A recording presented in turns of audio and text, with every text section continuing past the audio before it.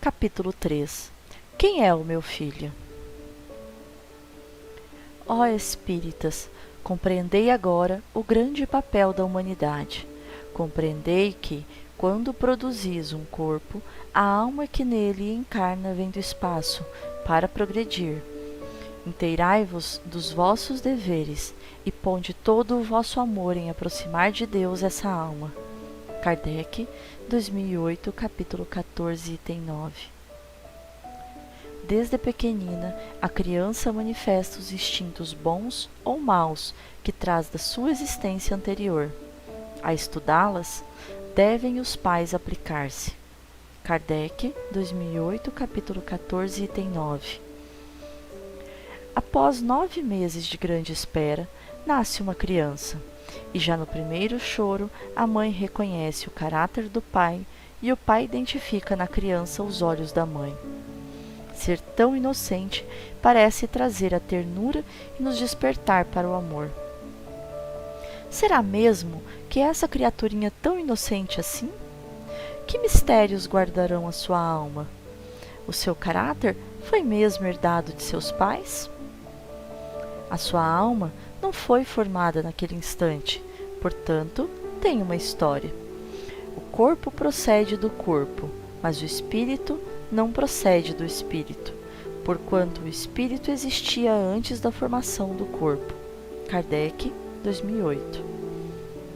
Os laços de sangue não estabelecem necessariamente os laços espirituais.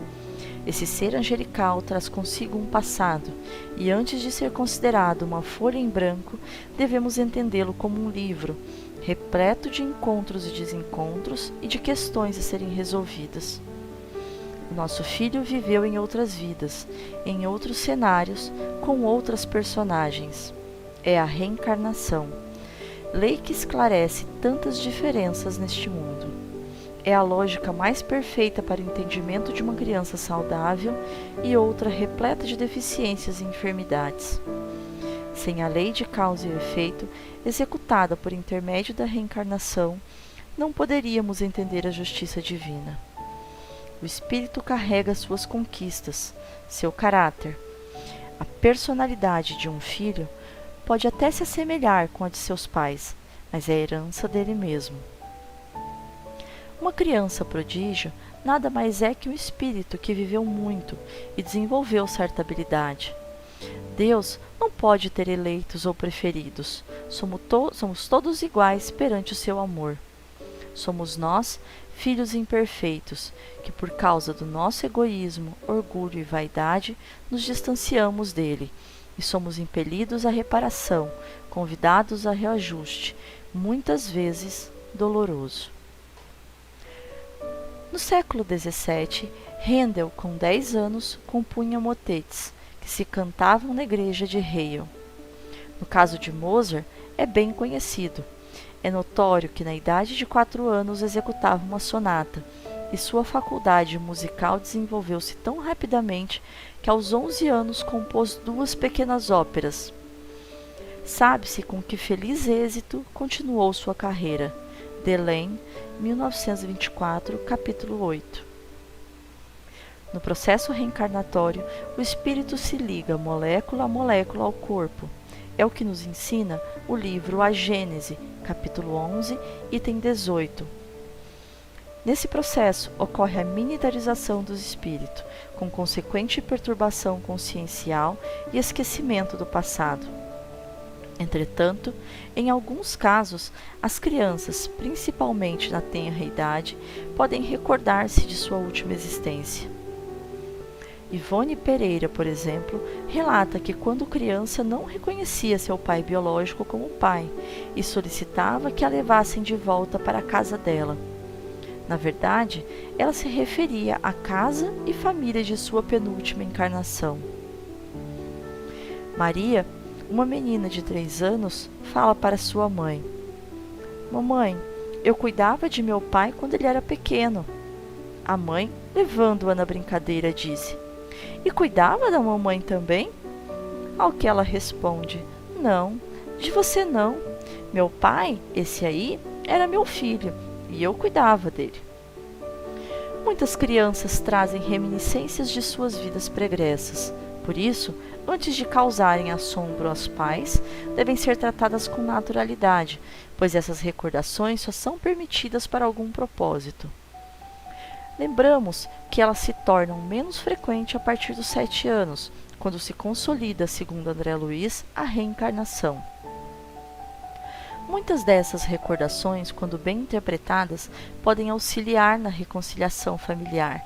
Enquanto pais, devemos estar atentos aos sinais emitidos pelos nossos filhos, em especial nessas circunstâncias em que poderá ser necessária a ajuda de profissional, para que saibamos lidar com essas experiências.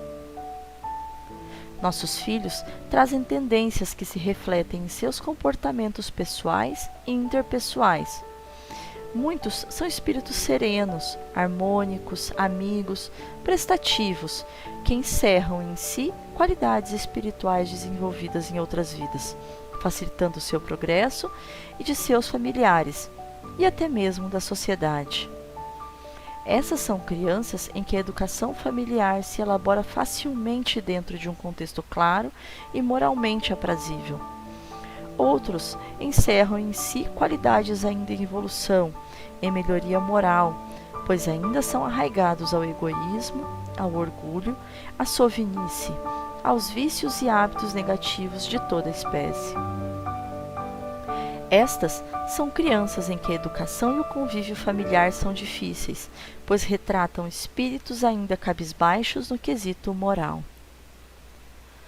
Dentre os espíritos que renascem em uma mesma família, poderemos ter os espíritos afins, que se reúnem com o objetivo de evolução em conjunto ou mesmo aperfeiçoamento individual, com assistência mútua entre os seres, assim como indivíduos reunidos, mesmo não sendo almas afins, para as reconstruções de relacionamentos perdidos ao longo das existências pregressas.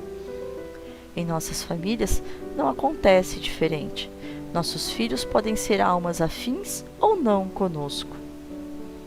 As famílias reunidas pelo laço de afinidade são duráveis, fortalecidas pelas experiências em conjunto e se auxiliam mutuamente para o avanço moral dos seres. Já as famílias reunidas apenas pelos laços corporais transitam fragilmente pela existência, desaparecem com o tempo e, moralmente, se extinguem com facilidade. Sendo assim, os filhos que recebemos pelos laços da reencarnação podem ser desafetos ou não, companheiros atuais de jornada que, sob a nossa responsabilidade de pais e educadores, podem suplantar as dificuldades de relacionamento por meio da implantação do amor, da harmonia, da serenidade, do respeito nosso para com eles. Com base nesse contexto, se faz necessária a nossa percepção precoce do perfil do espírito que temos reencarnado em nosso núcleo familiar, com vistas a procurar ajudá-lo da melhor maneira possível. A bênção do esquecimento reencarnatório nos dá o crédito de tentarmos novamente, de termos a chance de acertar desta vez, em conviver pacificamente com os nossos adversários, mesmo diante das adversidades.